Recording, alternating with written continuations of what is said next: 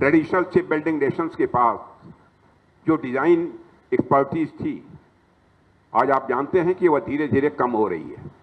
नई पीढ़ी इस क्षेत्र में कम आ रही है। दूसरी तरफ भारत के पास नई पीढ़ी के इंजीनियर्स की बड़ी संख्या है। आईटी टैलेंट्स भी हमारे पास हैं। स्टिमुलेशन और आर्टिफिशियल इंटेलिजेंस कैपेबिलिटीज भी हमारे पास है।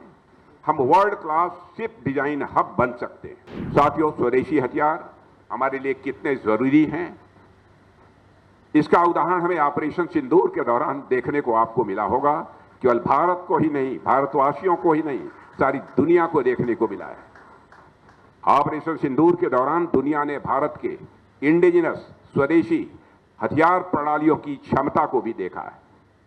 और आगे भी रक्षा मंत्रालय के साथ हमारे लैब्स, हमारे पब्लिक सेक्टर अंडरटेकिंग्स और प्राइवेट स्टेक होल्डर्स मिलकर अपनी सेनाओं को इंडिजिनस प्लेटफॉर्म से लैस करने में कोई कसर नहीं छोड़ेंगे। यह बात मैं विश्वास के साथ कह सकता हूं।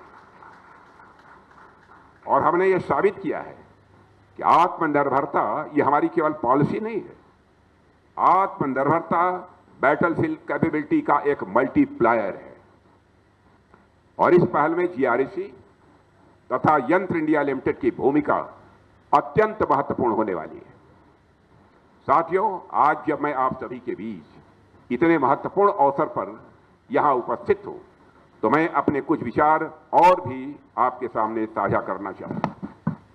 वह यह, आज जब हम एक पॉजिटिव थिंकिंग के साथ आत्मनिर्भरता के रास्ते पर बढ़ रहे हैं, तो मुझे लगता है कि शिप बिल्डिंग सेक्टर में कैपेसिटी पैराडॉक्स को भी ध्यान में रखना होगा। कैपेसिटी पैराडॉक्स का विचार शिप बिल्डिंग की दुनिया में चल रहे एक बड़े बदलाव को समझने में मदद करता है। जैसे आप देखिए कि दुनिया भर में जहाजों की मांग लगातार बढ़ रही है, चाहे वह नेवल शिप्स हों, कमर्शियल कार्गो वेजल्स हों, ऑयल टैंकर्स हों, लॉजिस्टिक शिप्स हों, फिशिंग वेजल्स हों, पॉल्यूशन कंट्रोल वेजल्स हों या ऑफशोर प्लेटफॉर्म्स हो।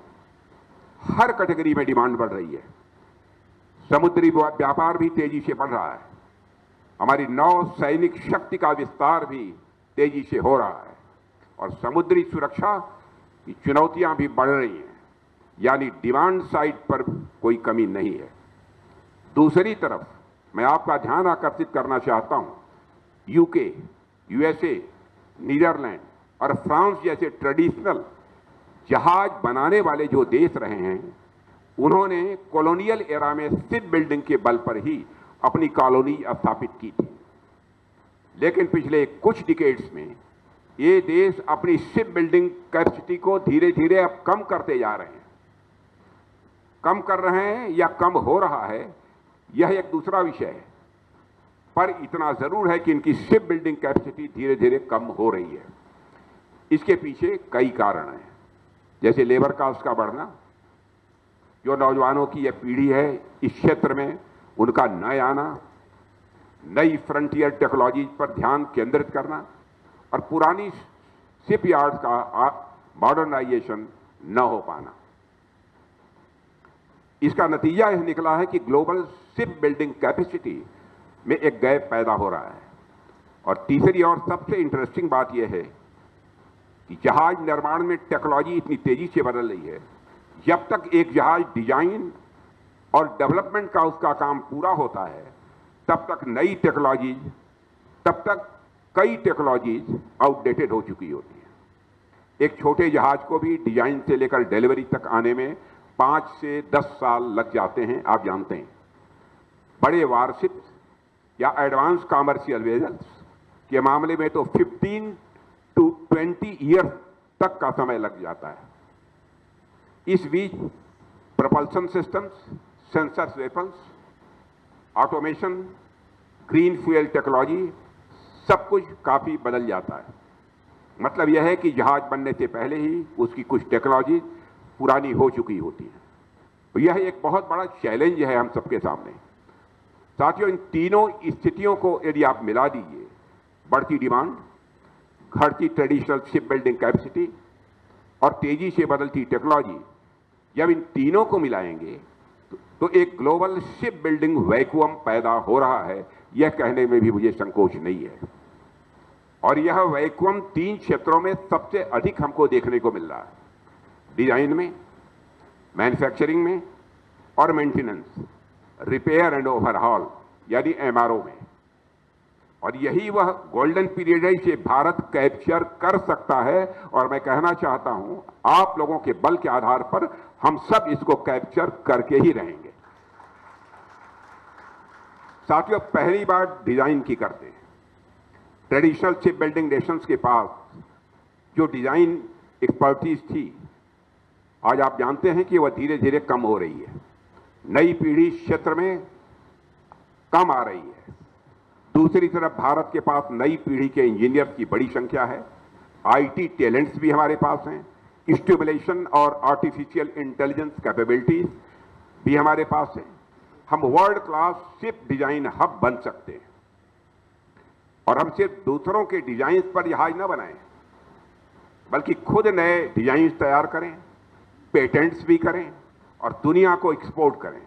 और यह पूरी तरह से संभव है, डुएबल है, बशर्ते इस पर हम अपना ध्यान केंद्रित करें। दूसरी बात मैन्युफैक्चरिंग की आती है। खास बात यह है कि शिप बिल्डिंग मैन्युफैक्चरिंग के क्षेत्र में ऑटोमेशन का स्कोप कम है।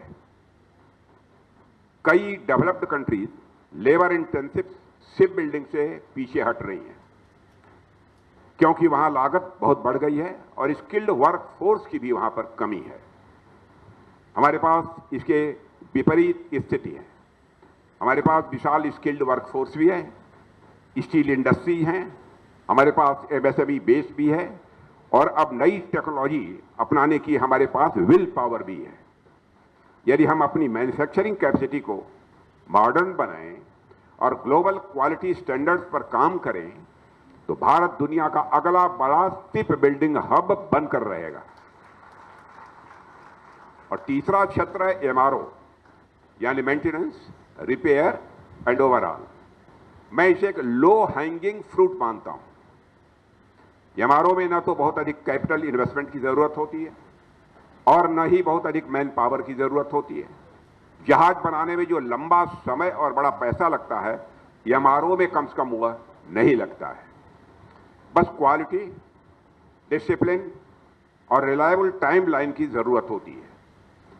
यदि हम इंडियन ओशन रीजन में शिप रिपेयर और ओवरहॉल का हब बन जाएं, तो फॉरेन एक्सचेंज की बचत के साथ साथ हम हजारों की संख्या में रोजगार भी, एम्प्लॉयमेंट अपॉर्चुनिटीज भी पैदा कर सकते हैं।